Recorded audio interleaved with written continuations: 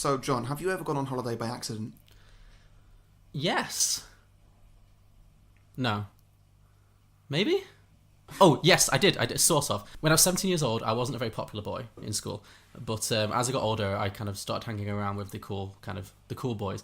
And I was invited very, very tangentially to go on a post-A-level trip to Malia, which is a Greek island. It's like an 18 to 30 island. And I was so pathetically grateful to be invited that I said yes without even thinking. And that holiday turned out to be a complete nightmare because I did not enjoy Malia. So yeah, I would say in that sense, I did go on holiday by accident because I would never knowingly go to a horrible 18 to 30 resort like that ever again. So yes. Yes, I did. Good. Probably drank about as much as well as they do in this film on the holiday. So. Good. All right, on with the episode. Some films are fine just the way they are. Other films sometimes take it way too far. Really, how could it get? Let's go beyond the box set. Welcome, everybody, to Beyond the Box Set, a podcast where we put prequels, sequels, and spin-offs to films that don't have any.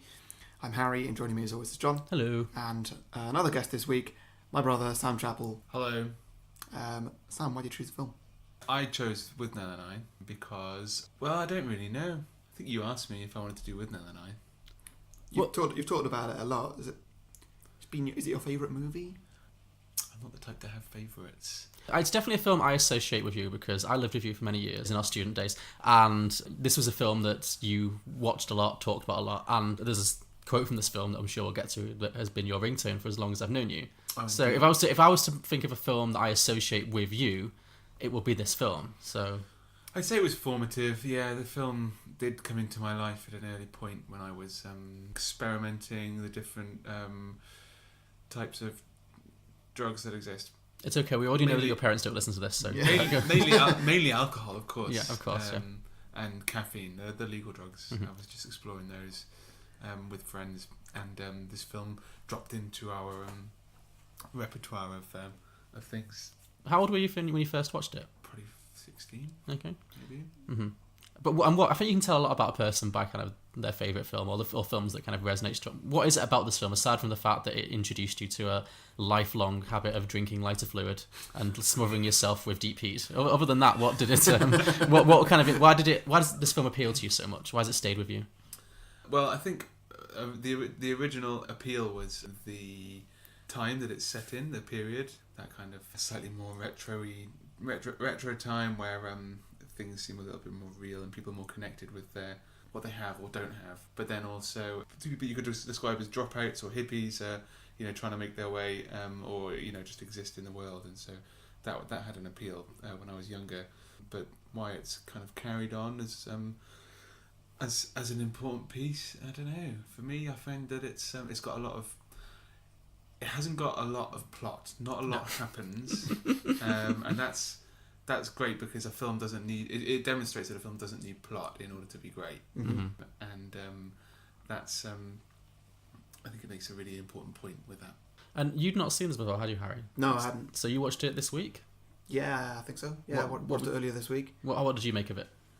I was watching the whole film, just waiting for that one line, which is your text tone, and I was getting more and more unconfident with it. Of just like, is it actually this film? have I just done the wrong film? Oh, this is gonna be awful. And then it hit, and I wasn't ready for it. I was like, oh my god! It really comes out of nowhere, yeah. Which is what makes that line so amazing. Yeah. Like, it really does come out of nowhere. Sam, could you do your best impression of that line? Get in the back of the van! Placing you under arrest. That'd be ridiculous. I haven't done anything. Look here, my cousin's a QC. Get in the back of the van! Now, I had forgotten, actually, that was not... Because I've seen this film before many, many years ago, but it's not one I've watched a lot, many, many times compared to you. But that one line, as I say, because it was your ringtone in all the years I've known you, that it has haunted me, that line. And I assumed it was a Richard E. Grant line. I thought he said it, because he does... Obviously, he's very animated in this film. So, I was waiting... I couldn't remember exactly where it occurs. And then when it did occur, and it's just the single line of this one extra, and it's the only line he has in the whole film... Oh, it made me so happy. It's so unbelievable. It's such a line, such delivery. It is. For me, it is. I like to imagine that he just got that line.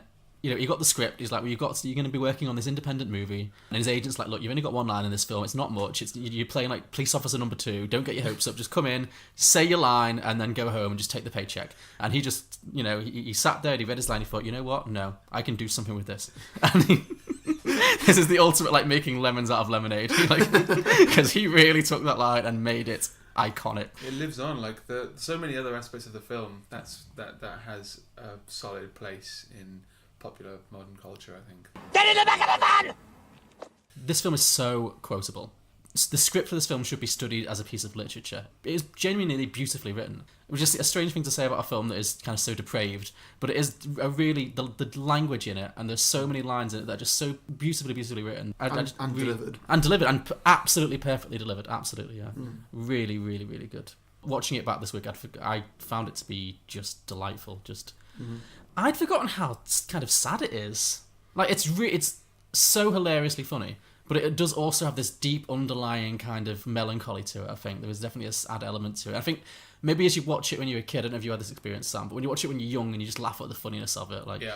And then as you get older, you see it from this perspective of, you know, people clinging on to a period of life that's escaping them and kind of, you know, moving on and, you know, putting away, well, not putting away childish things, not children, they're, you know, drug addicts, but, you know, this sense that, like, they're in this unsustainable situation. And especially at the end really was like a punch in the guts to me, because he leaves, like, because it's, without summarising the whole plot, but so it's Withnail and I. For the purpose of this, in the whole film, I is the Paul McGann character. He's never named, but apparently his name is Marwood in the script. Oh wow! I never knew. Yeah, Marwood. so his name apparently is Marwood. Apparently, there's like a one shot they figured this out from where there's like an envelope addressed to Marwood. Well, I think when he gets the job offer. But so I'm just, because saying I throughout this whole kind of thing is going to be hard to listen to, so I'm going to refer to him as either Paul McGann or Marwood, probably interchangeably. But so Paul McGann, Marwood's character, and lives with this guy Withnail, which is Richard E. Grant, obviously, in this weird codependent kind of constant drug and drink, mostly alcohol spiral. Yep. And at the end of the film, Marwood decides, after all the misadventures, to leave. He gets a job, and he leaves him. And the scene where he says goodbye to him is so sad, because I think he just kind of wants out at that point. And he's quite distant and dismissive, and he doesn't even want to walk out to the train station with him. After, you imagine they've been in this situation for a few years. Like, it doesn't seem like it's a one mad weekend. No. And then they say goodbye to each other, and he goes off. He cuts his hair symbolically and goes off to live his life to get his job in the theatre in Manchester. Yeah. And Richard E. Grant's character is just left alone, and he does this speech from Shakespeare, and it was really sad, because you do get the sense that this character is not going to get out. What a piece of work is a man! How noble in reason, how infinite in faculties, how like an angel in apprehension, how like a god! The beauty of the world, paragon of animals. Yet to me, what is this quintessence of dust? Man delights not me. No, nor women neither. No women neither.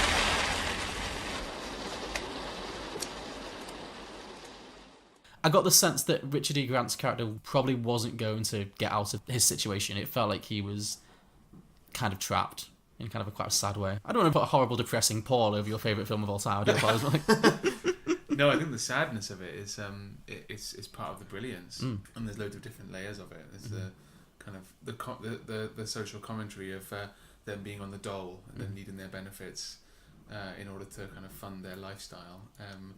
And then there's the fact that they still kind of go out with the very little that they have. They go on a holiday by mistake, and then they're in Penrith, and it's just as depressing, if not more depressing. Well, they make out as though it's as bad as could be. Yeah. It was the worst thing in the world. And they did. I mean, did they have it good in London? I mean, there was that the wrecking ball was smashing buildings apart as they were leaving London. So.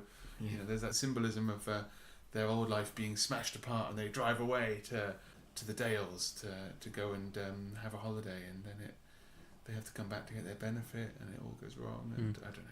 Well, it's like you said how it appealed to you when you first watched it, because it had this kind of retro thing of looking back at this kind of almost idealised time of living in this kind of hippie kind of commune. And it's not really heavy-handed about that. They're not like some of the supporting characters are like classic hippies, but those two aren't especially. But it does have that kind of 60s kind of vibe. But then at the end of the film, even Danny, the character who makes the Camberwell Carrots, which we'll get to, he actually says, he gives this kind of speech about how it's the end of the era, and it really is moving into the 70s and this kind of Thatcherism kind of, you know what's coming for the world, and that kind of period is definitely moving. So it does, the whole film does have this sense of them trying to run away from an end that they can't get away from. They can't stay in this position forever because time does move on, and they try and escape it by going to the countryside, but it still catches up with them wherever they go. So that's bleak. Anyway, happier subject, because as we did talk about how amazingly quotable this film is, so I want to know what your favourite quote of this entire film is.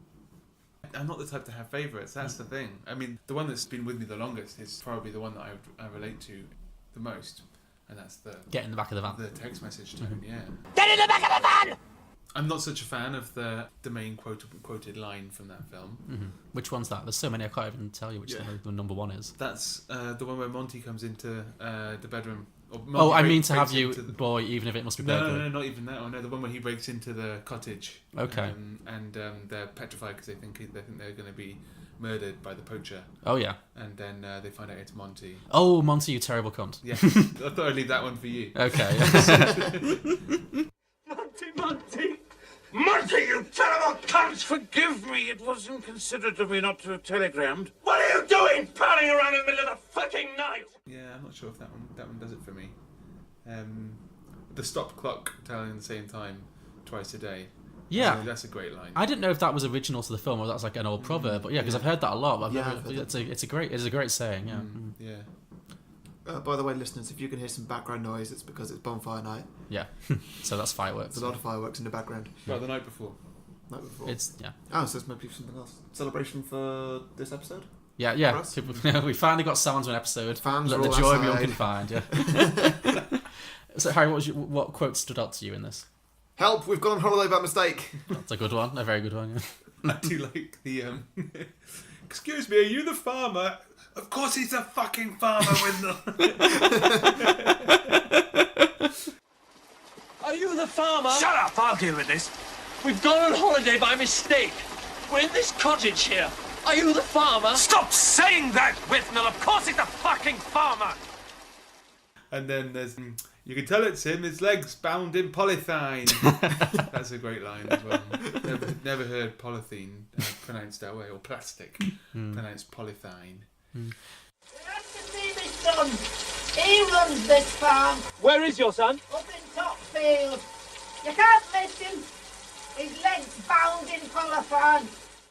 Well, I guess the Penrith scenes may have had a different kind of context for you two because you grew up on a farm. Well, not on farmland, not on a farm. Yeah. So was there any kind of that aspect of it that kind of growing up around farmers that kind of rang true, or that you just found particularly funny with the cows or the? Well, the shutting the gate. Yeah. Is such a city thing to do. Shut that gate and keep it shut. Yeah. You shut the bloody gate. Yeah, there are bits that I can relate to a bit, like the cottage they were in, not having any power, and it's difficult to find food and water and get warm and get dry. And I mean, yeah, we've got power in our parents' house, but yeah, I can definitely relate to just the struggle of it all. Shut that gate and keep it shut. I absolutely loved almost everything about Uncle Monty. I thought he was wonderful. And the line that made me laugh the hardest was when he says to Marwood something about, I've never been able to stand the sight of uncooked meat. But as a boy, I used to weep in butchers' shops. Yeah. That is a good one, yes. Now, garlic, rosemary, and salt. I can never touch meat until it's cooked. As a youth, I used to weep in butcher shops. Who's your favourite character? It's kind of probably hard to say, or maybe it's really obvious, I don't know. For me, it's of main characters, it's Withnail. Withnail, yeah. Yeah. Yeah, it's got to be Withnail, really. Yeah. Yeah. Richard, Either that or policeman number 2. policeman number 2, of course, yeah. So it's policeman number 2, Withnail, the rest. But, I mean, talk about being, like, the role he was born to play. Yeah. He is... It's so good because it's not like so many people play good drunks, but I've never seen it played quite like that before. It's like everything comes from within. His eyes are incredible. He just embodies it in such an interesting way. Like the way his eyes flicker and this kind of hint of madness and this kind of the way he's so kind of thin and emaciated. And because when he's just walking around in his underpants like smeared in deep heat and he's so skinny, he looks like he's already died. We've got to get some booze. It's the only solution to this intense cold. Something's got to be done. We can't go on like this. I'm a trained actor reduced to the status of a bum. I mean, look at us. Nothing that reasonable members of society demand as their rights. No fridges, no televisions, no phones. Have you been at the controls? What are you talking about? The thermostats, what have you done to them? I haven't touched them. Then why has my head gone numb? I must have some booze. I demand to have some booze. I've only ever seen him playing versions of this, like this kind of very high maintenance, kind of drunk kind of character.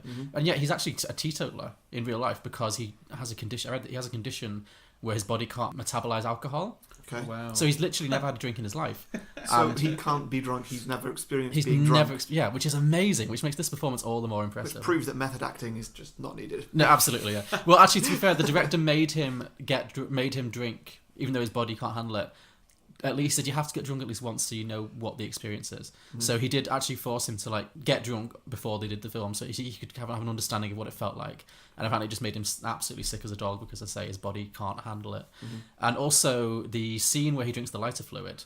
The director put, obviously not vodka because that may have killed him, but put vinegar in the glass and didn't tell him, told him it was like water. So his reaction there is genuine, where he knew he had to vomit. So in the script he had to vomit, but his reaction of complete like where he drinks it and just like has to like almost dry heave was a genuine reaction because he drank vinegar, not knowing he was going to drink vinegar. Great. Well, they did it differently in those days, yeah? Yeah, they really did. I have to say, I don't know, this might just be me, I didn't like Marwood, I thought he was a great character, but I found him really hard to like. Yeah, it was a little boring almost, but maybe that was just in comparison. It wasn't that he was boring to me, I just found him to be a dislikable character. First of all, because there is an element of kind of gay panic in this film that I think it's played in a way that it gets away with it. Like, I've seen it done much worse. I think the fact that Richard Griffiths, is it Richard Griffiths? Who plays Uncle Monty, is so good. It kind of overcomes it a little bit. But the character of Marwood, I just found really... The whole film, it seems like he's in a constant terror of homosexuality and of particularly of gay sex. To the point where I thought, I actually have a theory that it's deliberate and that the character is a latent homosexual. Did you guys, what did you think of like the homosexuality in this film? Like, obviously Uncle Monty is very much gay, but did you ever pick up on kind of a homoeroticism between? Did you ever think that there is kind of, or did you just think of them as friends, or did you think there was kind of more to it just from watching it? Yeah, I sort of saw a bit of homoeroticism in it, and I really thought that Withnail fancied I, but was it the other way around, or did I? Well, there's no right or wrong answer. It's never clear. Because that's the thing. There's layers and layers of deception that go on in the film because they get they go to visit Uncle Monty and he gives them the key to his cottage, and in order to get that, we find out later, Withnail has told Uncle Monty that Marwood is in love with him. And I forget why that means they need to go and live in a cottage together, but whatever. But that's like the story he tells Uncle Monty, which is why Uncle Monty then makes a pass at Marwood later, because Withnail has told him that he has sex with men in toilets or something, and that also he's in love with him, Withnail. And then Marwood, when Uncle Monty makes a pass at him, says, oh no, he's lying, he's in love with me. And he's just never been able to accept it. And it's like, but the whole thing is then played off as that they're both lying just to kind of throw Uncle Monty off the scent. So it's never really clear if there's anything going on or not. But I just felt like their relationship had this very kind of homoerotic quality. Like, you know, they're bathing in front of each other, like they share a bed. They're very, very, very codependent. There's no women in this film. Apart from the only woman is the old woman in the house who has like one scene. There's no sexualized women and there's no sense that they're looking for women. No, they never talk about women. That's just not a factor in the film at all, so it was very ambiguous. There was the scene where Withnail yelled out the car window the two schools. Oh, that's true. He calls the young girls scrubbers. Yeah.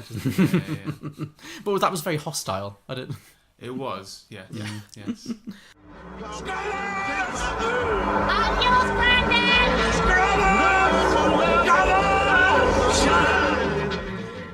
But I mean, I noticed like a running theme. For instance, one of the earliest scenes in the film, Marwood is reading the paper about a trans woman Yeah. One of the things is he's reading this thing about, it's like a Sun headline, like, man finds, it's very 60s, man finds happiness after becoming a woman kind of thing. And there's this sense that he's slightly appalled by this. And then there's a scene in the London pub where someone calls him a ponce, and then he completely melts down. Yep. And then he goes to the toilet and he sees a sign that says, "I fuck arses." Yep. And he's like, "Who fucks arses? This guy fucks arses? Maybe he's going to fuck my arse." And then there's just this constant level of anxiety, and it just keeps coming up. And then with Uncle Monty, who does admittedly, come on pretty strong. I'm not excusing Uncle Monty's behaviour, but like that being said, like when he first visits Uncle Monty, he's like he's insane and he's clearly a raving homosexual. And and obviously the film is set in a certain time, so you've got to take that into account as well. But there's just it seems like Marwood in particular has this constant terror of homosexuality, to the point where I thought, is this an issue for you? So for that reason, I found Marwood as a little bit dislikable, because I found his character a little bit homophobic. Like I felt like his character as a character was homophobic, not the portrayal of his character. So I don't think the film is a homophobic film by any means. I think that his character is portrayed as somewhat homophobic. I could hardly piss straight with fear. He was a man with 3/4 of an inch of brain who'd taken a dislike to me. What have I done to offend him? I don't consciously offend big men like this. This one has a definite imbalance of hormone in him. Getting him more masculine than him, he'd have to live up a tree. I fuck asses. Who fucks asses? Maybe he fucks asses. Maybe he's written this in some moment of drunken sincerity. I'm in considerable danger in here. I must get out of here at once. Can we also talk about Richard E. Grant's coat, which to me was a secondary character in this film? Yeah. The coat that he had always on, which literally went down to like the high collar that went down to his feet. But that seems like part of Richard E. Grant as well. Yeah, exactly. It's so much. Is that something that is still him? Well, that's what I mean. I wonder if he brought that to the character, or whether that character is now so associated with him that he has got this like modern dandy kind of vibe. Because I always was really distracted by his scarf, which is always flung very delicately over one shoulder, and in a way that would be very hard to walk with and keep it there. But like he always does. Like, it's always just perfectly positioned on his shoulder. Yeah, it feels like it was well cast, that coat. Yes, I agree. That coat must smell so bad. It's one of those films where it would be nice to have a smell track as well as a soundtrack. Oh God, yeah. Because not only would it bring the smell, the comparison, the contrast between London and Penrith, the countryside, into kind of sharp perspective, but also you would get an idea of the matter in the sink, and you'd get an idea of the lighter fluid, and you'd get an idea of the deep heat smell on unwashed body, and God knows what else. The back of the police van. The Camberwell Carrot, obviously. Oh, goodness me. The smell of that chicken roasting. Oh God, that chicken. Oh, that looks so just awful. Like such a poor excuse for a meal. Yeah. Yeah. Oh man. Have you ever actually attempted the drinking game for this film? Because there is the famous one, obviously. You just drink whatever they drink. Yeah. I mean, no. No, good. No, but you're standing here in front of us alive, so that tells me that you didn't. Does that include lighter fluid? No, apparently there's a substitute for lighter fluid. I think you are supposed to drink like 100% proof or something God. Something bad, but not that won't kill you. Okay. Yeah. So yeah. I mean, no, I've never tried, and I wouldn't dream of trying. The thing is that you don't ever actually see them drink all the drinks. No, so they just order the drinks. Yeah, there's a lot of ordering drinks, which is less fun. Yeah, much less fun. So I guess the drinking game is you have to drink the drinks that are featured in the film. Yeah. I wonder how many variations on the rules there are in the various iterations of these games. Well, the funny thing is, there's a recurring thing whenever there's a last orders scene, they'll say, "Okay, so we'll have 2 whiskies and 4 ciders then," which we've all done. But but yeah, so you would have to really down. If you're going to drink every drink that appears on screen that we presume them to have drunk in the space of 110 minutes, you're going to be very, very unwell. Yeah, but I wonder what other games could be played apart from the standard. Well, that leads on nicely to our next section, which is drinking games with this film. Do you have any, Sam? Or none specifically come to mind apart from the main one. Apart from the main one, I had a few. Do you have any, Harry? Yeah, I got one. Okay, cool. Do you want to go first? Or? Yes, mine was drink whenever the music steals the scene. Oh, yes. See, I haven't actually talked about that yet. Which, so go on. I did then listen to the soundtrack afterwards when I was writing my idea, and there's only about 3 or 4 actual songs in it. Mm-hmm. So really not that many. I was watching it, it's like, oh my god, this soundtrack is so great, and I was expecting it to be like a full album. Yeah. And But you do hear each song almost in full. pretty much, and Yeah. it's so loud Yeah. as well. Yeah, that's Especially that opening number. Who was it? King Curtis playing White Shade of Pale. Yeah, there's White Shade of Pale. Is it All Along the Watchtowers there as well? Yeah. And While My Guitar Gently Weeps. And there's another one as well, I forget. Led Zeppelin, maybe? I'm not sure which point. I can't remember. And I know there's another one. Maybe the driving, I think, but I can't remember what one it is. I don't remember. It's something with a... Yeah. Yeah, I don't remember. But I did write that down too. I wrote down drink every time there's an aggressively long guitar solo. So I had a few others. Stuff we've already mentioned. Obviously, drink for homoerotic moments. There's going to be lots, obviously. Wow, yeah. Mostly involving Uncle Monty. Yeah. Who I really felt for. I don't know, maybe I'm somewhat biased in this, but I did feel a lot of sympathy for Uncle Monty. Obviously, yeah, he does threaten to rape Marwood, which is not cool. But on the whole, he's very caring to them, and he really looks after them, and he's very generous with them. And they really take advantage of the poor old guy. Everyone's leading each other on this film Yeah. in certain ways, in different ways. But yeah, the generosity, it stems mainly from either the state, which again, that's a questionable generosity, or Uncle Monty. Yeah. And he is sincere a lot of the time as well. His adoration of carrots it's fantastic, and to let something out which seems to be quite a personal thing to have that kind of infatuation with vegetables. Yeah, absolutely. And he seems to be often the most sincere of them all, apart from maybe Withnail in his blindest, drunkest moments. Yeah. There was a sense of real loneliness to him, which I found very touching. He seemed like a very lonely character, and also, as I say, even though he comes on very strong and he definitely crosses a lot of lines, he's acting on all of this because Withnail has led him to understand that Marwood is struggling with his sexuality. And then when Marwood says, "Oh, actually, me and Withnail are in a relationship, and I can't possibly cheat on him," and he backs off. He does back off, and I'm not saying, "Oh, cool, he didn't rape someone, what a prince," but then he leaves. He just leaves them alone, and that's the last we see him on Come On. I thought that was really sad. He did strike me as a very poignant character in that sense. I know a lot of that came from Richard Griffiths being so good in that role and giving it that kind of depth that another actor could have played that as just a kind of an offensive stereotype of the lecherous gay man, but he played it in this really beautiful kind of with all this regret and longing and tenderness that I thought was very, very sweet. Listen, Monty, something I have to explain to you. You needn't explain. He's told me everything. He told me that first day you came to Chelsea. What's he told you? He told me about your arrest on the Tottenham Court Road. He told me about your problems. How you feel. Your desires. Problems? What problems? You are a toilet trader. He told you that? You mustn't blame him. You mustn't blame yourself. I know how you feel and how difficult it is. And that's why you mustn't hold back. Let it ruin your youth, as I nearly did over Eric. I think there could be a drink for whenever someone's trying to deceive someone else. Oh yeah, the lies. Oh yeah, drunk on deception. Yeah. Very, very good. Again, you just be solidly drinking with the film. Well, exactly. It's fantastic. The off-the-cuff lies are my favourites, though. The ones that Richard E. Grant just comes up with to get out of a spot.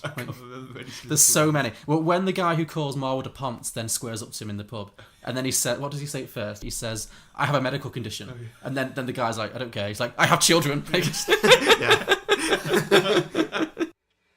danger. We've got to get out. What are you talking about? I've been called a ponce. What fucker said that? I called him a ponce. And now I'm calling you one. Ponce! Would you like a drink? What's your name, that fuck? I have a heart condition. If you hit me, it's murder. I'll murder the Perius! My wife is having a baby. He doesn't miss a beat. It's constant. It's amazing his ability to come up with these lines.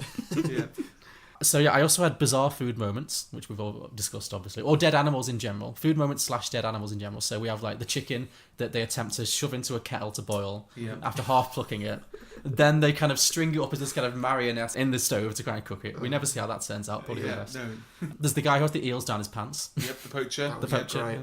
I just find that so random that this drunk guy just walks in, just gets an eel out of his trousers and just whacks it on the table and then just goes about his business. That's just as though nothing's happened. Well, he doesn't go about his business. He pulls himself off a pint from the bar. Oh, Yeah. But then he's got the eel down his pants and he has the dead pheasant under his shirt. So he's just like covered in dead animals. Wearing animals. Yes. Well, that's for his pot, and that's and these are for his pot.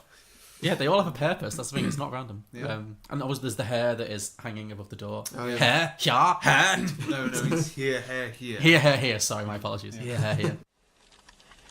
Here, hair, here, here. Good old Jake.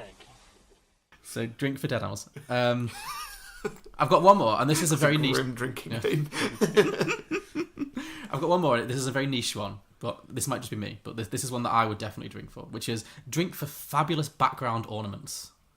Wow. Because every room that they're in at any point is so interestingly decorated, and there's so many weird little things. Every time you see something, like, what's that? Like, what's that doing there?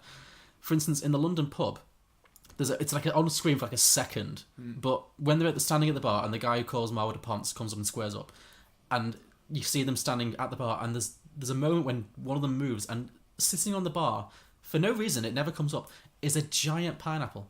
Wow. It's like, what's that doing there? I think it's actually a ceramic pineapple. Oh, I paused it. It looked like it was like a giant ceramic. I think it was a tip jar. I think it was like a pineapple tip jar. It was bizarre. And then Uncle Monty's house is just a treat. Yeah. Oh, yeah. Everything. It's just all the potted rhubarbs. The radishes. Basically, his entire flat seems to be potted root vegetables and Grecian statues of men having anal sex. That's his decor. That's his thing. Wow, I never spotted that. Next time you watch it, just look around any of the scenes in his house. Just look at what his house is decorated with. And then in the pub in Penrith, the Penrith pub, there's an alligator behind the bar. Is it the Crown? I think it's yeah. I wonder if that's the same Crown my parents go to. I wonder. Just because they live in Penrith. I'll have to look out for this crocodile now. There's a crocodile behind the bar. Yes, I noticed that. I remember noticing that one. Yeah, and also a pair of ice skates hanging down from the wall for no reason. Oh, wow. Yeah. Just lots of funny little ornaments show up. They must be by choice. It must be like, it's so interesting. But, So yeah, drink every time you spot something in the background. You're like, what's that doing there? Any more? No. So, sequels? Yes, definitely. Do you want me to go first this time? Or Yeah, sure. Yeah, okay, cool. So, I really struggled with this film because I think this film is so good. I really think this film is fantastic. It's such a perfect, self-contained, sad little story that I don't really want to know what happens to the characters afterwards, particularly. I don't feel like I need to. Yeah. And also, I can't even conceive of it being remade because the actors are so perfect. Yeah. Like, who else but Richard E. Grant could play that character? The only people I could think would be Joanna Lumley and Jennifer Saunders. Because I've mentioned on other episodes, I feel like Richard E. Grant is the male Joanna Lumley, or possibly Joanna Lumley is the female Richard E. Grant. I can't figure it out, but I don't know why they've never done a film together, but they should. Like Patsy meets Withnail, it would be such a good film. But I was thinking, if ever you could remake, the only other characters that I've ever seen on screen take so much drink and drugs and live for it to see another day, other than these two, is Patsy and Nadine from Absolutely Fabulous. Yeah. So like maybe an all-female version with them. So that was one idea, but I didn't really do anything with it. Another thought I had was maybe to have again, building on the kind of weird sexuality that I saw in this film. And again, also the heavy drinking. So I thought maybe have Lena Headey from Game of Thrones playing Withnail, because we know she can handle a drink. And have Nikolai Coster-Waldau, who plays Jaime Lannister, play Marwood. So it's like, you know... Okay, yeah. Yeah, I could see that. And then have Mark Addy, who played Lena Headey's husband, who died in the first series. Baratheon. Mark Addy, who played Robert Baratheon as Monty, as Uncle Monty. Oh, yeah, the guy from The Full Monty. The guy from The Full Monty, yeah. Yes. Yeah. Because he's got the physicality, he's a big guy, he's also, it would fit in with that kind of weird love triangle kind of situation. Yeah. So I thought that could be kind of cool. But again, that's as far as I got with it. Yeah. So my main idea is this got a little bit theoretical, so you'll have to bear with me a little bit here. So are you familiar with the Freudian theory of the id and the ego? No. Okay. So, almost. But... So this is a famous Sigmund Freud. One of his most famous psychoanalytical theories is about the human psyche, and his theory was that the human psyche is made up of the id and the ego, these two sides that balance each other out. And the id is the primitive, instinctual part of the brain in which is contained all our sexual and aggressive drivers. It's quite infantile. They say that babies are pure id because they haven't developed an ego yet, so they're all about primitive desires and instant gratification. So I want to drink, I will drink. I want to eat, I will eat. And there's no sense of forward planning. There's no sense of consequence. So clearly that's Withnail. That's his character. He is pure id. I must have some booze. I demand to have some booze. And then the ego is the moral, rational side of the brain, which mediates the id. The ego often wants the same thing the id wants, whether that be love or food or sex or drink or something. But it's the side of the brain that then says, okay, we want these things, but what's a rational, sensible, non-self-destructive way of getting them? Yeah. And it brings them down to a more grounded level. But often it can be overpowered by the id, which can result in extreme anxiety. So I thought, well, that's clearly Marwood. Because he's often he's like, don't drink lighter fluid, you'll die. But he definitely is railroaded by Withnail. Withnail usually gets his way, and Marwood is kind of dragged along in the slipstream. And this causes Marwood to have lots of anxiety attacks. Like, obviously, there's lots of scenes where he is just in his own head. You get his inner monologue where he's just freaking out. So I thought, maybe this whole film is like an allegory for the human psyche.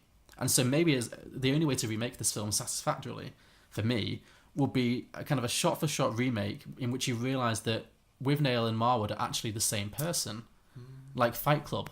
Oh wow! Right. Fight Club mixed with something like Drop Dead Fred, where like there's the physical embodiment of your psyche, basically your brain.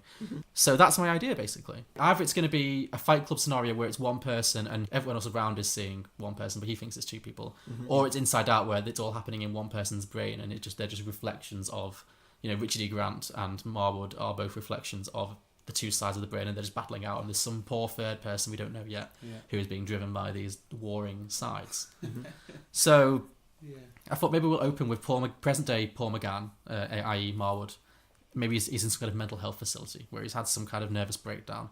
So it's just him talking to a psychologist, reflecting on this pivotal moment in his life, in his youth, that defined the rest of his life, obviously, which is the events of Withnail and I, when he went on this bender with his friend. So then we get flashbacks to the original film, but maybe through the magic of CGI we erase one of them so we can see now that it's only one character the whole time. Because I think it's plausible, because he spent all this time around people like Danny who were just so stoned out of their gourd. They're probably not going to call him up out on it and say, you're the only person here, right? They're probably just like, oh yeah, there's two of you, fine, whatever, man. Have a Camberwell Carrot. And maybe that's why everyone else, like all the normal people in Penrith or in the pubs, are really hostile to him, because he's a crazy person. He's talking to himself, and that's why people treat him strangely, isn't it? Think of the scene in the tractor when he's like, of course he's the fucking farmer. Like, imagine that's just one person talking to himself. Like, because the farmer never really lets on that there's two of them particularly. It's kind of, it could just be one person drinking. Or imagine one person drinking all of those drinks as well. Like the levels of self-destruction. So I thought about that. I thought that could work. That could just run through the whole film. But I thought there is one character who doesn't fit into this, which is Uncle Monty. Well, indeed. I was thinking that. However, Freud's theory, this fits really nicely, is that the brain is a three-tiered system. So you've got the id and the ego, and you also have the superego. And the superego is the moral conscience that pushes the id and the ego to be their ideal selves through learned behaviour. So it's like learning from your mistakes. For example, if the ego gives in to the id's demand, the superego might make them feel bad through guilt. Yeah. Also, there's the ideal self, which is the imaginary picture of how you ought to be, and it represents things like career aspirations, how to treat other people, and how to behave as a member of society. And I really feel like that's Monty in many ways, because he really sits in between the two characters in terms of personality, because he's obviously very driven by gratification. He drinks a lot, he obviously eats a lot, he pursues sex quite aggressively, but he's also a very generous, caring person, and there is a rationality to him that the other two characters don't have. He does seem to have something of a moral compass compared to the other two. He's really looking out for their best interests in his own clumsy kind of way. That's interesting. Yeah, so for me, psychologically, getting very theoretical, that means that Uncle Monty represents the possibility of evolution and of bettering oneself. In the film, Withnail and I invite Uncle Monty into their lives, but they also violently reject him when he pushes them too far to break the status quo. When he pushes Marwood to come out of the closet and to be gay, whether or not he actually is, when he pushes that, they violently reject him. And I interpret it as, if he's the superego, he's pushing them to explore areas of themselves that they're not comfortable exploring. And so they reject that completely, which is a very common psychological thing. People often reject the superego. They reject this idea of growth and development. So once the superego has been repressed, i.e. once he's left them in Penrith, the ego and the id lose that mediating influence, causing an irrevocable split between the two of them, because there's nothing to mediate them. So Marwood, i.e. the ego, then retreats into this vision of a safer, more mundane future where he gets like a safe, normal job in Manchester, cuts his hair symbolically, and abandons Withnail, the id, to his lonely, self-destructive existence in London, which in psychological terms, I guess, means that the ego has abandoned the id and the brain, and Marwood goes on a total downward spiral of alcoholism and drug addiction, which is the Richard E. Grant character, which we expect after the film. Without Marwood to look after him, without Uncle Monty to look after him, he's probably going to go to some very dark places. So my idea is that if they're all one character, the film is building towards this complete psychotic break in which all the three of them are separated. And that's kind of it. As then maybe it ends with him as an older man, 20, 30 years later. Maybe he just finally comes out after this mental breakdown, comes out of the closet, makes peace with himself, and gets on the road to recovery. Who knows? But yeah, that was my idea. It was a bit out there, but yeah. Very conceptual. Yeah. I like psychology. I don't know if you noticed this, but yeah. I can't tell. Yeah, I started on that. Like, that might work. I might crowbar a bit of id and ego in there, and I was like, my God, this works perfectly. And then and then I was like, really, yeah. So yeah, mic drop. Has it got a name? Yes, it does have a name. My name for that sequel is Withnail and Myself and I. Oh, nice. Yeah. Wow. Yeah. I like it. Mm-hmm. Sam, do you want to go next? Wow. Yeah, I mean... It doesn't have to be as in-depth as that. Can't quite steal the show from that one, I'm afraid. Feeling pretty unconfident about mine now as well. Well put. Very well put. Well, next time you watch this film, think about it from that angle. It might change. I think it's inevitable that I will. It does all slot together really well. Yeah, absolutely. I look forward to trying to find a hole in it. Oh, I'm sure there'll be many, but yeah. But actually, one last one. Did you know this film is based on a unpublished novel by the writer-director? Right. And at the end of the novel, what happens is that it didn't make it into the film. After the events at the end of the film, where obviously Marwood leaves and Withnail is left alone in the park and gives that very sad speech, the book ends with him then going back to his apartment, drinking an entire bottle of wine, and then shooting himself. Oh, wow. So it ends on a real bleak note of him killing himself. So again, it ties in with this whole sense that without those two other characters, he's lost. So goodness me, I feel like I've added so many bleak levels. You really have. It's been our most upsetting episode ever. Yeah. I'm sorry. Anyway, tell us your idea. Well, not knowing how the book ends, I went from how the film ends and took my sequel from there. And it is actually just revisiting the cast and the character stories just with that 30-year break. And so if it's set in the 60s, that means it's now set in the 90s. Maybe it's a 30 or 40-year break. It'd be 1999. But it's bringing it into kind of, the kind of modern times that a lot of us can relate to now. 99 would be cool because it's this sense of an end of one era moving on to another, the whole millennium thing. It could be really interesting. Yeah. But I didn't go into that kind of detail. Okay. Mine was, the I character, Marwood. Marwood, yeah. He had been through this career that had started at the end of the last film. 30, 40 years of an acting career, not really making it in the sense of getting famous and having established roles that he's famously well known for, but finding his way. A bit of theatre here, a bit of TV there. Broken Hollyoaks. Yeah. The Bill. Doctor Who. Yeah. Yep. Many would regard him as an old man. I don't think he was ever really comfortable in himself. He's between contracts. He doesn't know where he's going to go next, and feels like he, is almost looking for a way out, something new, finding himself, finding his life again, finding out who he is, and so he goes back to Penrith, just as a thought that springs in his head, not with any kind of plan. He just wants to get out of London. I think over his career he'll have moved from Manchester and ended up back in London or whatever. He inevitably in Penrith bumps into Withnail. When Monty passed away, he left the cottage to Withnail. Withnail, having burnt through all his assets in London, moves into the cottage in Penrith and has been there ever since. They have some interactions, and Marwood, at the end of the film, end of the sequel, just ends up driving back down to London, and that's how it ends. But the interactions are the key part of it, really. When they're up there in Penrith. See, I was thinking actually that it would start with Marwood driving, and part of me wonders whether it should be an old Jag still or not. I do feel I wasn't sure whether that was Withnail's car or not. It's never clear, no. Yeah. I would be sad if they just stole it, to be honest. Maybe Uncle Monty's car. Yeah. I don't think they're paying road tax. Well, indeed. Yeah, so he's driving up the motorway, and he arrives at a B&B that he's booked in Penrith. The owner of the B&B isn't there, but they've left a note that directing him down to the nearest pub to get dinner or whatever. And so he heads down there, and a chair in the corner, facing away from the bar, smoking, despite there being a smoking ban, is Withnail. Cool.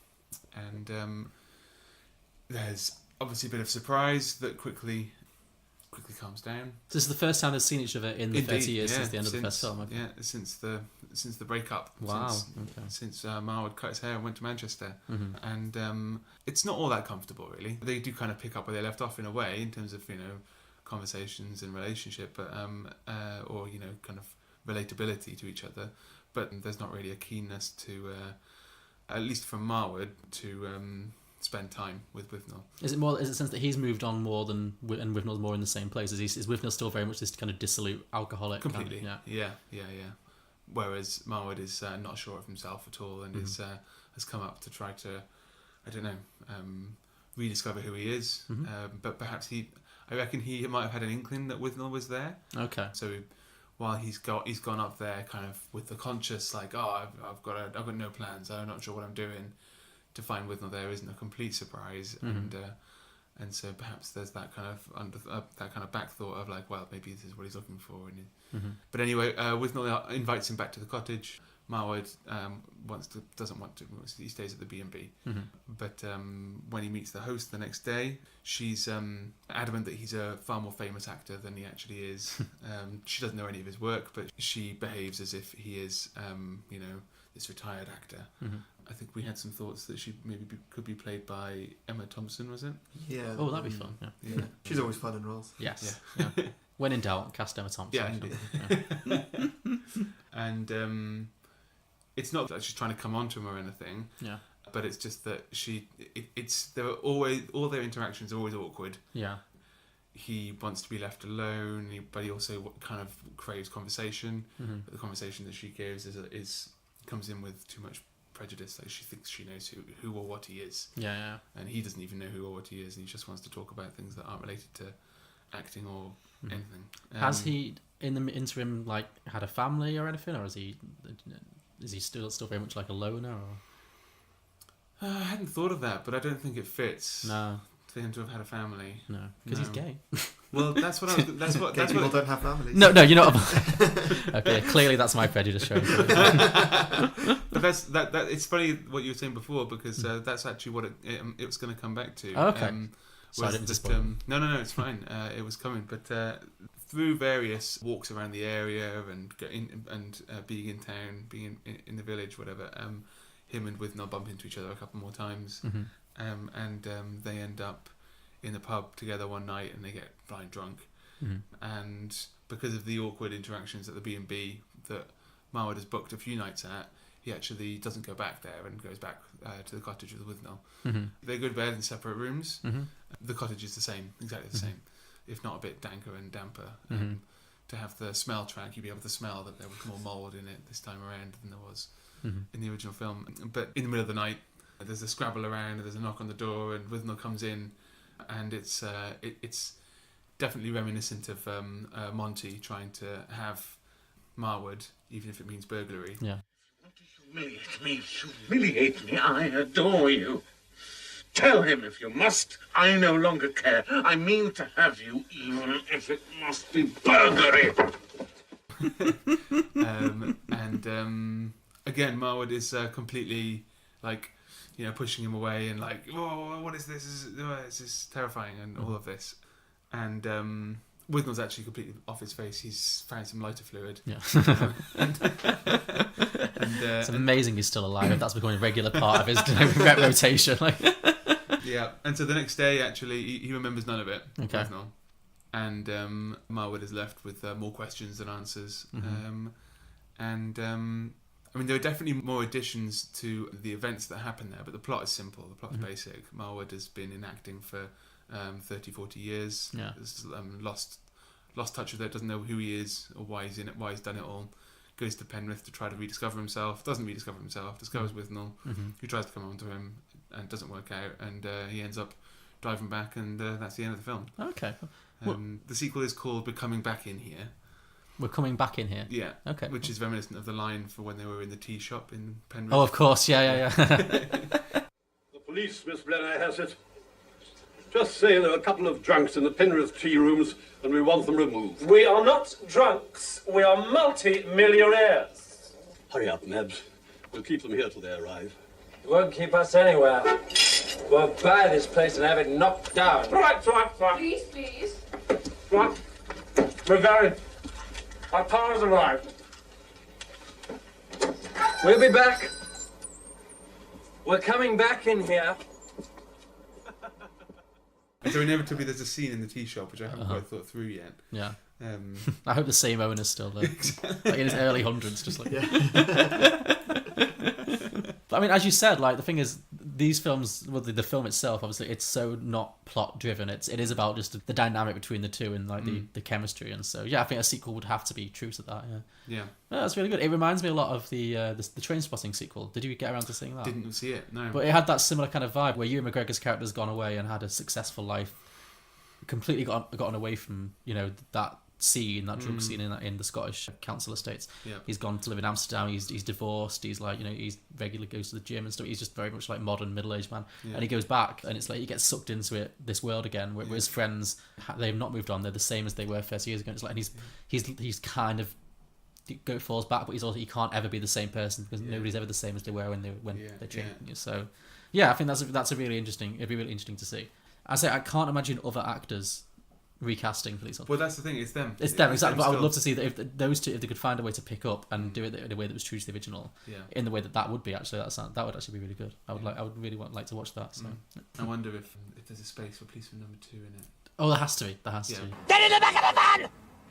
Policeman Number 2 has to be recast, and that would be, I guess, maybe when they're driving back, when Marwood is driving back at the end of the film, Withnail is driving him there. By some twist of fate, Marwood has got too drunk and Withnail has to drive him back. Okay. And then they get pulled over. Okay. Would it be the same line or would it be a new line? No, I think that there'll be two policemen, and they pull them over, and the line doesn't come out. Well, so this one guy is just... You couldn't replicate that line. You couldn't repeat it. But it's just paying the kind of homage to that scene. But the two policemen are... What if it was done with a completely different delivery? Just, get in the back of the van. Or please, sir, would you please... Get in the back of the van. Don't make me ask you again. Yeah. I can say it stronger. I did briefly consider making my entire sequel about the actor who played... there was no meat on the bone. I was like, what's his story? Like... I want to build a whole world around that policeman's life leading up to that one moment. Yeah. Maybe never spoken before in his life. Yeah, maybe. Yeah, maybe it was like... everybody thought he was a mute. Yeah. All of a sudden he just comes out with that one line. Yeah. Get in the back of the van! Wow. Okay, so Harry, you're saying?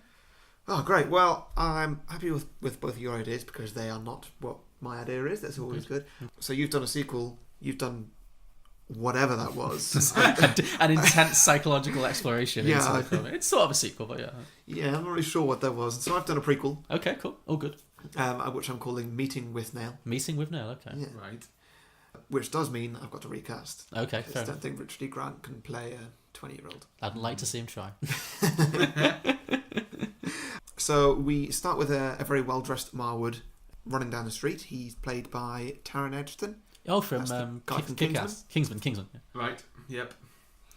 So he's clearly running late for something, and he walks into a building with a title above the door saying Camden College of Acting. Gets shown to an acting class where a teacher is just starting, and they're instantly all instructed to stand in a circle, follow directions from the teacher. So the teacher's going to just judge what their acting skills are like. Marwood's really into it, but the person next to him, a lanky, unhealthy man of about the same age, or unhealthy-looking man of about the same age, with a awful hairline, just terrible for a 20-year-old. Have you noticed that Richard E. Grant still has that same hairline? It's weird, isn't it? It gives me hope. I've had the same. And yeah, same. We've had the same for at least 10 years. Yeah, exactly. So, hope springs eternal. Continue. Yeah. So this guy with the hairline is he's really not engaged. He's muttering under his breath. So who am I going to cast as Richard E. Grant? I've decided to go with Tom Felton, who played Draco Malfoy in Harry Potter.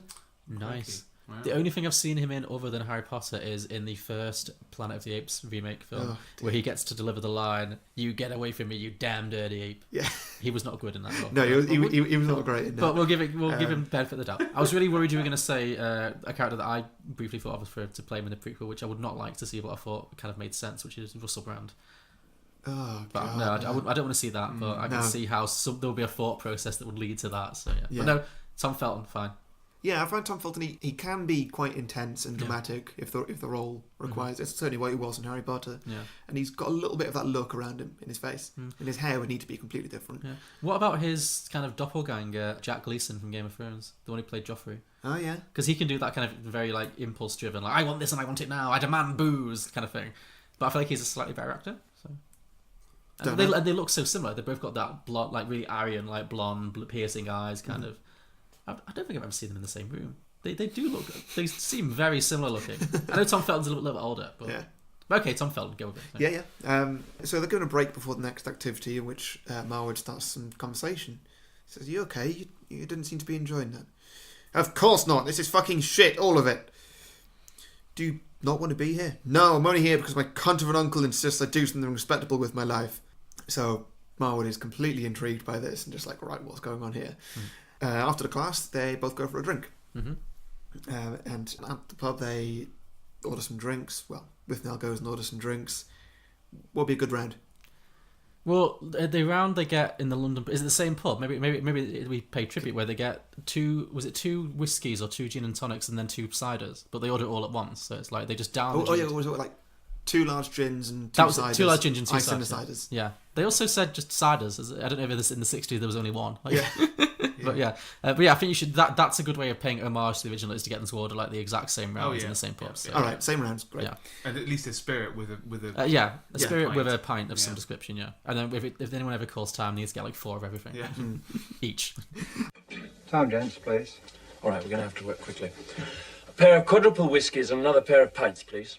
Yeah, so Marwood is sort of drinking at a normal pace, but Withnail is really knocking the drinks back like at an alarming rate. Probably the rate that they did in the actual film. Mm-hmm. Yeah, Marwood tries to leave, saying, "Oh, I've had too many. It's getting late," which Withnail instantly calls bullshit on, and so they start this massive bender essentially, and they're obviously both being very loud and rude to everyone in the pub. So much so that they actually get kicked out of this bar. Right. So they move on to another one, where it's all exactly the same. They're ordering these same rounds, and they're loud, and they're horrible. And eventually this one guy comes up to them and just says, "Oi, could you keep it down? We're trying to have a drink here." Which they're very scared by, because this is a giant man. Okay. Similar to the guy in the first pub who calls them a ponce. Right? Probably, yeah, that's what I was thinking, really. Okay. Don't know if there's anybody that we could cast as that one. Well, that guy was Scottish as well. A loud, tall Scottish man. A loud, big Scottish Yeah, man. that'd be good. Please tell me you're now going to do a Scottish accent. No. I'll kill the both of you. Something like what he says. Yeah, sure. Yeah. And they run away in fear to the pub next door, where they sit down, get some drinks, and Withnail gets out some drugs and offers to share a spliff with Marwood. He says that he doesn't do drugs, which is yet another thing that Withnail rejects. Just says, "No, that's ridiculous, let's do this." So he just starts rolling this spliff, and he starts smoking it. The barman comes over and says, "Look, you can't smoke that in here." To which Withnail goes off on a massive rant of like, "I can smoke anywhere I damn please. This isn't weed," which it clearly is weed. Yeah. Your smell thing would be. The smell track. Yeah. Yeah, Marwood's like, "No, come on, let's just leave. Let's just go. And Withnail's really arguing it. But in the end, the barman threatens to call the police, and they say, "Okay, but we're coming back in here." We're coming back in here. I'm liking all these callbacks. So they do. They pick up their drinks and they go to leave. But as they open the door, the scary Scottish man from the last pub happens to be walking in. So that's not the same guy who just threatened them. This is somebody else. Or? No, the same guy who threatened them from the previous pub. Before. And they're now getting kicked out for smoking drugs. Oh, okay, so they've gone from one pub to another. Yeah. Oh, okay, I get it. Sorry, I missed the change of pubs. Okay, sorry. Yeah. Yes, he's walking in, they're walking out, they're not really looking where they're going, they're both blind drunk and a little bit high as well. And Marwood pours his pint down him. Oh dear. And just completely wets his trousers. Withnail is the slightly smarter one and just bolts. Yeah. Just like dodges past him and just runs away. As he does in the film. Exactly. Well, Marwood completely misinterprets the situation and just says, "Mate, couldn't you hold it in?" Just try and make fun of this scary monster of a man, which gets him a broken nose. Okay. Do we just like do a smash cut of him saying that line to with like a full broken nose? Like, Nice, yeah. yeah, that's good. Okay, well, after this cut, they're in another pub, Okay. and the barman makes it clear that it's closing time soon, so the last orders and takeouts. Okay. So they go up and they order... what's it For gonna be? everything. Yeah. Four gins and 4 pints each. Yeah. Yeah. But the barman is quite young, a young man who's not actually very confident with being authoritative. Okay. And so they've got all these drinks and they start drinking really slowly. And the barman's there for ages and ages and ages. And he's saying, like, come on, guys, can you drink up, please, drink up. 2 hours later, perhaps a little title card. Yeah. No, in real time, I think. It's like a 6-hour film. Like a French art house movie. So 2 hours later, they finally finish up their drinks and leave. And Withnail says, well, there's more drink and drugs back at my house. So Marwood follows Withnail home. Are they both in separate student They're accommodation? both in separate student, Okay, right. or something. And Withnail's apartment is the apartment from the first film. Okay. Which we recognise somehow, I guess. Maybe there's all the dishes in the sink and it's... Yeah.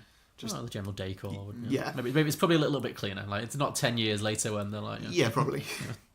Yeah, Withnail straight away goes to get some drinks, and Marwood just sort of slumps back into the armchair, and he very slowly falls asleep as Withnail just talks at him for hours on end, and slow fade to black. Is that the end? That's the end. Oh, okay. Oh, wow. I like it. A little meet cute. So yeah, that was Meeting Withnail. Meeting Withnail. Cool. Okay. Yeah, I think that works too. That'd be really Nice. good. Mm-hmm. Quite happy with that. I was Yeah. not confident when I was going in. No. Again, I think that Your extravaganza. I don't think mine will be very fun to watch. Though mine's very much like theoretical. There's not much to see on screen for mine. Mine's not just a sequel as a lecture, but Yeah. So this is why they're fucked up. Oh, great! Yeah. Yeah. No, I'm very happy with all of those. I mean, they were really some really good ideas. I'd watch any one of those. Cool. So, if there's nothing else, we can get to some listener submissions. So, Betamax Video Club at Betamax Pod, they suggested an Uncle Monty origin story, which I'd be very keen on. Yeah, I think that'd be interesting to see how he came to be who he was. Somewhat tragic tale about growing up, a repressed gay in the early 1900s or something like. Falling in love with vegetables. Falling in love with. Well, I was maybe, or just doing things with root vegetables. I don't know. It seemed like a lot of very heavy-handed symbolism of preferring cocks to vaginas. It was like, I don't like dandelions. They're the whores of this. They're just whores for bees. That was it. I don't like dandelions. They're whores for bees. Root vegetables. There's something so seductive about a well-shaped carrot. Like it wasn't subtle.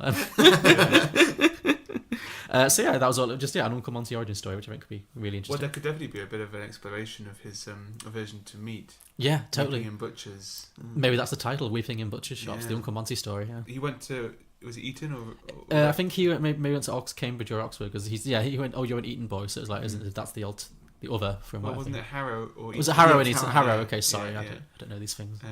It could be a public, which is actually a private school story.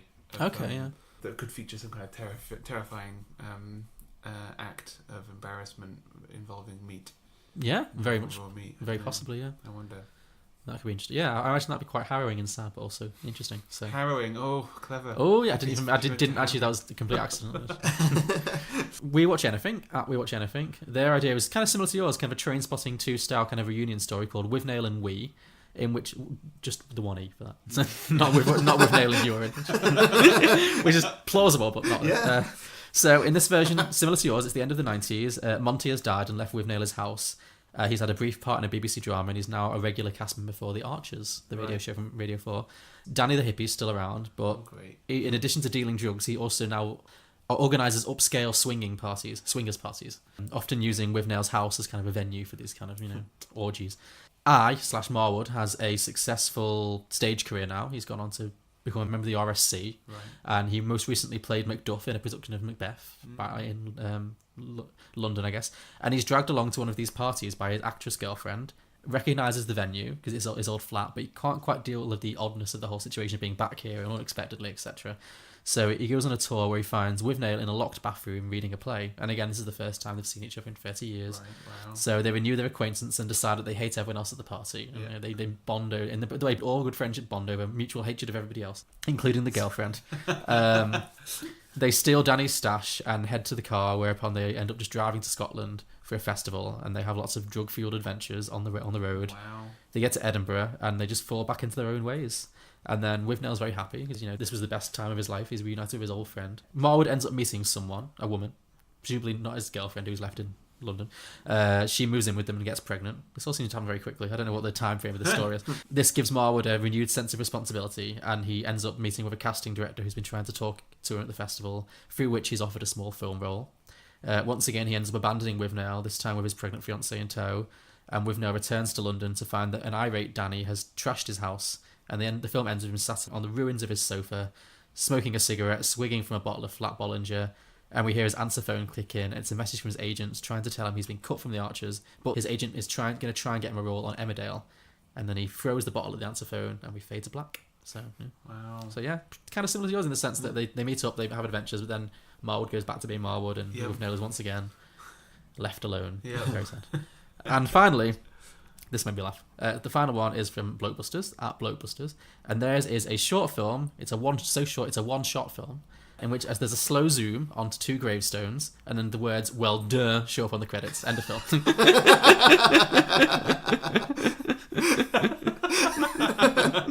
Nicely done. That's great.